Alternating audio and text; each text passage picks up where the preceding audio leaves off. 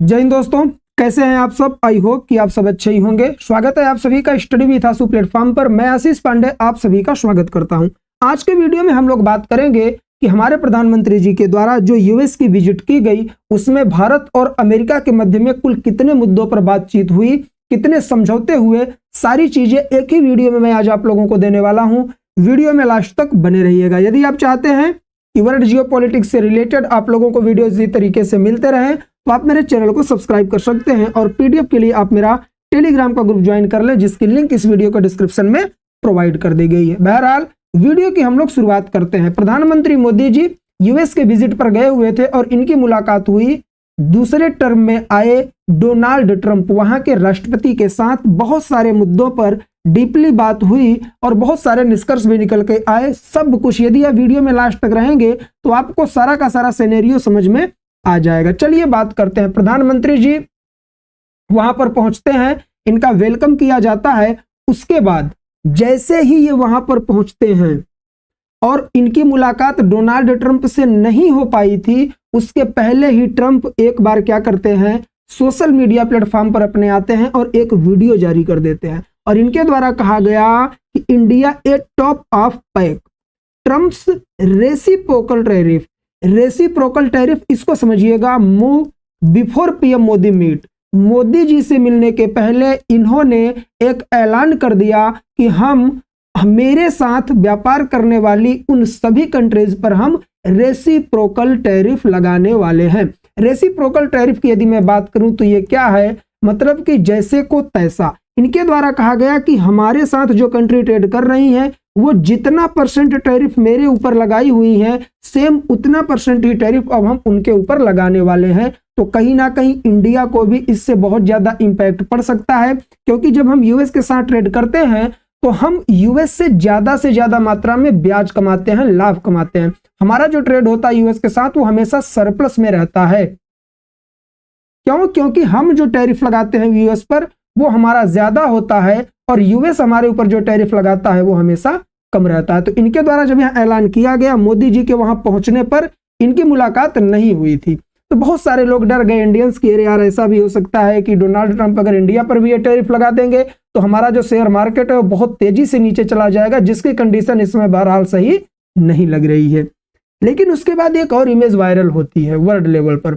आपको पता है ये व्हाइट हाउस है, व्हाइट हाउस का फ्लैग, और यहां पर कार खड़ी होती है। देखिए, जब किसी भी देश का कोई भी प्रमुख व्यक्ति, चाहे वह प्रधानमंत्री हो फिर वह राष्ट्रपति हो, जब वह व्हाइट हाउस में आता है तो यहां पर उस समय के राष्ट्रपति खड़े होकर उनका स्वागत करते हैं। मोदी जी भी कई बार गए हैं, तो डोनाल्ड ट्रंप के पहले टर्म में भी इनका स्वागत यहां ट्रंप खड़े होकर करते थे। तो बहुत सारे लोगों ने कहा कि मोदी जी का स्वागत करने ट्रंप नहीं आए, स्वागत के लिए भेज दिया यूएस व्हाइट हाउस के ही एक डेलीगेट्स महिला को।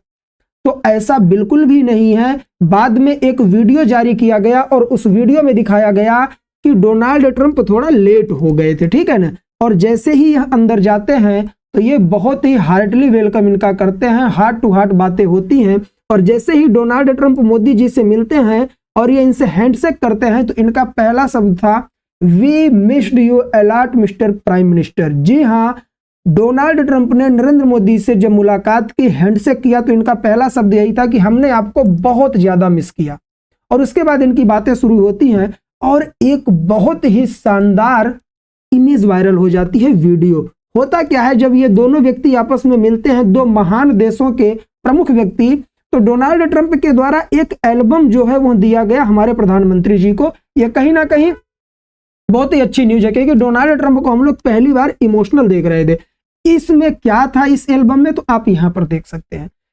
चाहे वह नरेंद्र मोदी का ह्यूस्टन शहर में हाउडी मोदी प्रोग्राम हो, डोनाल्ड ट्रंप के फर्स्ट टर्म की मैं बात कर रहा हूं, या फिर नरेंद्र मोदी स्टेडियम अहमदाबाद में नमस्ते ट्रंप प्रोग्राम हो, और इंडिया में डोनाल्ड ट्रंप के द्वारा अपनी वाइफ के साथ ताजमहल घूमना, या जितनी भी सारी चीजें थी सबकी इमेज निकाल कर एक एल्बम तैयार किया था किसने, डोनाल्ड ट्रंप ने। और डोनाल्ड ट्रंप ने यह एल्बम किसको दिया, प्रधानमंत्री मोदी जी को। पुरानी यादों को ताजा किया गया इनके फर्स्ट टर्म की।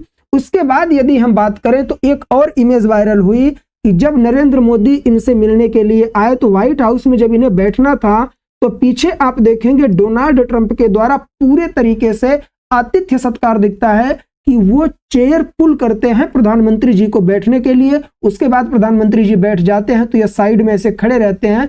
यहां इस इमेज को भी देखने पर लग रहा है कि डोनाल्ड ट्रंप के द्वारा अपने गेस्ट की रिस्पेक्ट किस तरीके से की जा रही है। तो इस तरीके से इमेज वगैरह वायरल हुई। उसके बाद प्रधानमंत्री जी की जो पहली मीटिंग हुई वह किससे हुई? एलन मस्क से हुई। एलन मस्क कौन है? तो ये टेस्ला के मालिक हैं। ये पूरी फैमिली के साथ आए और प्रधानमंत्री जी से मिले। इन्होंने एक गिफ्ट भी दिया प्रधानमंत्री जी को। लेकिन आप यहां देखेंगे कि प्रधानमंत्री जी के पीछे इंडियन फ्लैग, जायज सी बात है क्योंकि यहां फॉरेन में है। लेकिन ये जो व्यक्ति हैं एलन मस्क, क्या ये ऑफिशियल मिले थे गवर्नमेंट की तरफ से या अनऑफिशियल? तो ये पीछे जो फ्लैग लगाया गया है ये तभी लगाया जाता है जब वह व्यक्ति ऑफिशियल देश की तरफ से किसी अदर कंट्री से बात करता है। तो इस पर भी चर्चा की गई। एलन मस्क और प्रधानमंत्री नरेंद्र मोदी जी के साथ भी बहुत देर तक वार्तालाप हुई और ये अपनी फैमिली के साथ पूरे तरीके से आए हुए थे। उसके बाद मोदी जी और डोनाल्ड ट्रंप की शुरू होती है प्रेस कॉन्फ्रेंस, शुरू होती है। आपस में इनकी बातें होती हैं। ये अपने मुद्दे रखते हैं, ये अपने मुद्दे रखते हैं। बात करूंगा आगे किन किन मुद्दों पे बात हुई है। उस समय मीडिया भी वहां पर क्या थी? खड़ी थी।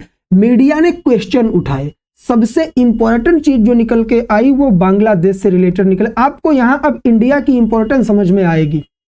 एक रिपोर्टर के द्वारा पूछा गया कि प्रेसिडेंट जी, मैं यदि आपसे बात करूं बांग्लादेश की कंडीशन पे, तो इस समय बांग्लादेश में क्या है? अंतरिम सरकार बनाई गई है और मोहम्मद यूनुस को वहां सरकार में बैठा दिया गया है। कहीं ना कहीं वहां के तख्तापलट में यूएसए का बहुत बड़ा योगदान रहा और यूएस का डीप स्टेट इसमें सक्रिय रहा। आप इस पर अपना मत क्या रखेंगे? देखिए डीप स्टेट क्या है? डीप स्टेट का मतलब होता है कि जो गवर्नमेंट एक्चुअल में है यूएसए में, उसके अलावा जो पुराने पिछले समय में सत्ता में लोग रहा करते थे वो अपना एक डेलीगेट्स बना लेते हैं और ये बहुत ही ज्यादा स्ट्रांग होता है और इसको नाम दिया जाता है डीप स्टेट। और इनके द्वारा, रिपोर्टर के द्वारा कहा गया कि इस डीप स्टेट ने ही क्या किया था, वहां पर इंपैक्ट डाला और बांग्लादेश में तख्ता पलट हो गया। शेख हसीना प्रधानमंत्री के पद से हट गई, मोहम्मद यूनुस को बिठा दिया गया। तो इनके द्वारा कहा गया कि पहले तो ऐसी बात नहीं है, अगर ऐसा है तो मैं बांग्लादेश की पूरी जिम्मेदारी सौंप देता हूं। किसको? पीएम मोदी को। यह बहुत बड़ा स्टेटमेंट दिया गया किसके द्वारा? डोनाल्ड ट्रंप के द्वारा, कि बांग्लादेश में क्या हो रहा है। अब मेरे टर्म में तो वह तख्ता पलट नहीं हुआ है, लेकिन अब उसकी जिम्मेदारी मैं प्रधानमंत्री मोदी जी को सौंप देता हूं। इनको देखना है कि बांग्लादेश के साथ क्या करना है। तो इससे यह भी कयास लगाया जा रहा है कि कहीं ना कहीं बांग्लादेश में फिर से डेमोक्रेटिक सरकार आने की संभावना जताई जा रही है। और मोहम्मद यूनुस को किसने बिठाया? आपको पता है। जैसे ही यूएस एड बंद किया गया, बांग्लादेश को दी जाने वाली भीख मैं कहूंगा बंद कर दी गई, क्योंकि जो बाइडेन के द्वारा पैसा दिया जा रहा था। तो उसके बाद जैसे ही वह बंद हुआ तो आपको पता होगा एक व्यक्ति का नाम, जॉर्ज सोरोस एक व्यक्ति है जो वर्ल्ड लेवल के इलेक्शन पर इंपैक्ट डालता है। इसके बेटे जूनियर सोरोस की मुलाकात भी इनके द्वारा हुई और प्रोत्साहित किया गया कि आप टेंशन मत लेना, ट्रंप जी ने यूएस एड बंद किया लेकिन मैं आपको पैसे देता रहूंगा। फिर आती है बात सबसे चर्चित टॉपिक की, यूएस एड की। देखिए यूएस एड है क्या? यूएस एड है कि यूएसए के द्वारा कंट्रीज को पैसा दिया जाता है फ्री में और उसके बदले में कुछ शर्तें ली जाती हैं कि आप हमसे पैसा लीजिए, अपना काम करिए, लोन के रूप में नहीं। हमें यदि आपकी किसी भी जगह जरूरत पड़ेगी तो हम आपसे बात करेंगे। एक तरीके से मानसिक रूप से उन्हें कर्जदार बनाया जाता है।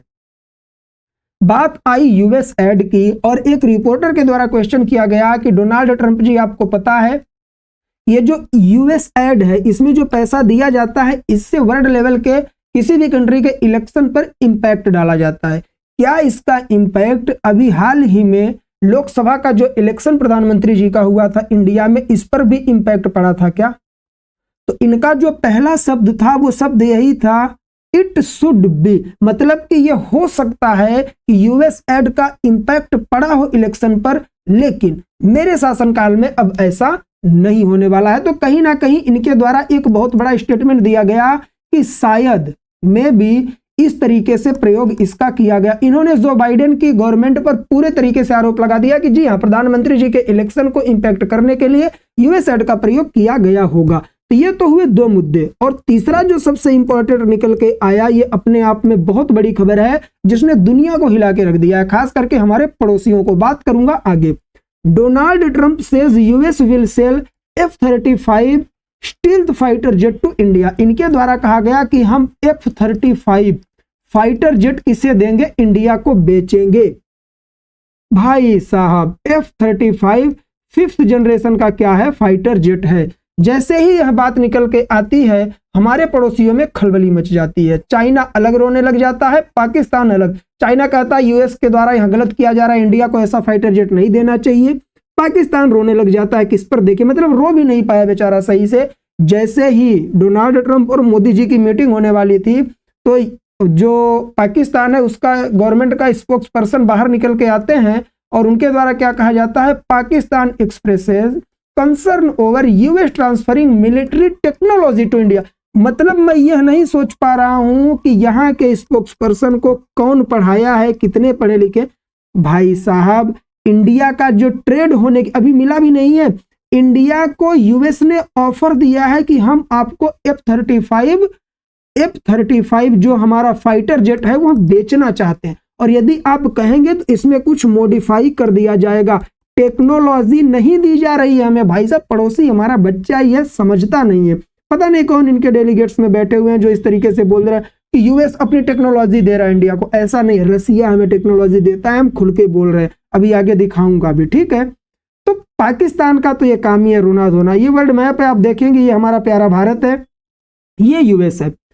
अगर पाकिस्तान को एक्चुअल में टेंशन किसी चीज की लेनी चाहिए तो इसकी लेनी चाहिए कि इंडिया विश्व का एकमात्र ऐसा देश बन गया है जिसके पास रसिया का S-400 मिसाइल भी है। और यदि जो ऑफर डोनाल्ड ट्रंप ने मोदी जी को दिया है और हम F-35 fighter jet 5th generation का ले लेते हैं यूएस से, तो विश्व का पहला देश बन जाएगा भारत जिसके पास फाइटर जेट F-35 भी है।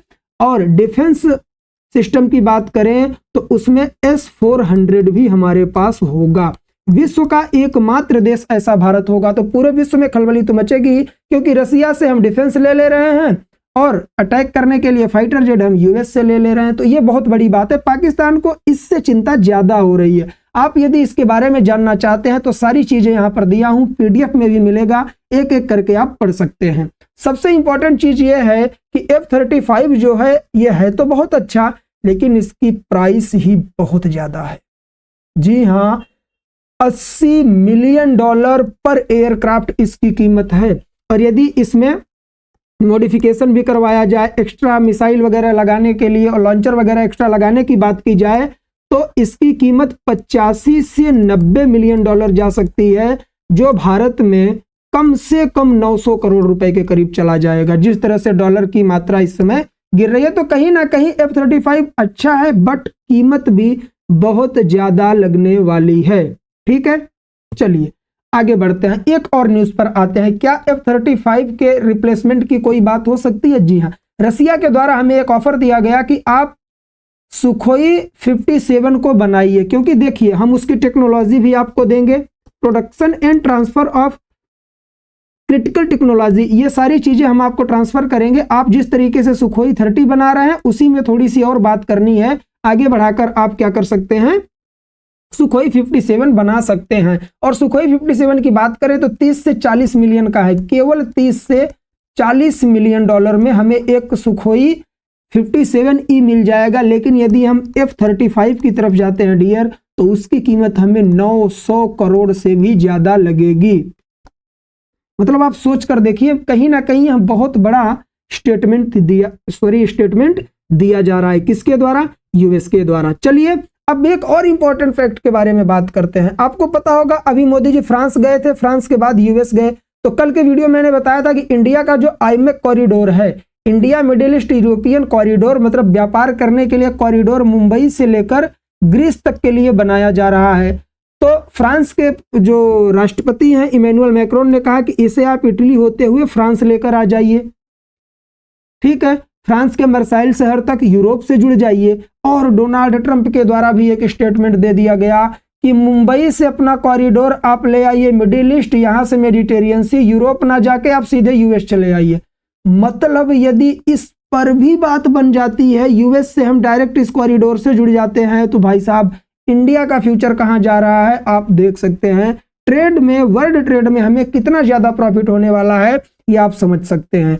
तो ये सारी न्यूज थी, 4-5 न्यूज इंपॉर्टेंट थी, जिसमें सबसे इंपॉर्टेंट है F-35 फाइटर जेट, इंपॉर्टेंट है बांग्लादेश पर प्रधानमंत्री जी का स्टेटमेंट, तीसरा पॉइंट जो निकल के आया है वो है यूएस एड, चौथा जो निकल के आया वो है टैरिफ, और टैरिफ अभी तक लगाया नहीं गया है। पांचवें की बात करें तो IMEC कॉरिडोर की बात हो रही है, India middle east European economic corridor की बात हो रही थी, इसे भी बढ़ाने की बात कर दिया है किसने, यूएस के राष्ट्रपति डोनाल्ड ट्रंप के द्वारा कह दिया गया आप यूरोप ना जाकर ग्रीस से मेडिटेरियन सी होकर आप चले आइए यूएस, इतना लंबा कॉरिडोर बनाइए। तो कहीं ना कहीं ये सारी चीजें न्यूज में बनी रहेंगी, इंपॉर्टेंट है। मोदी जी का जो विजिट था समझ में नहीं आया हो तो वीडियो एक बार और देख लेंगे, जितने महत्वपूर्ण मुद्दों पर बातचीत की गई है पूरा डिस्कस करने का प्रयास किया हूं।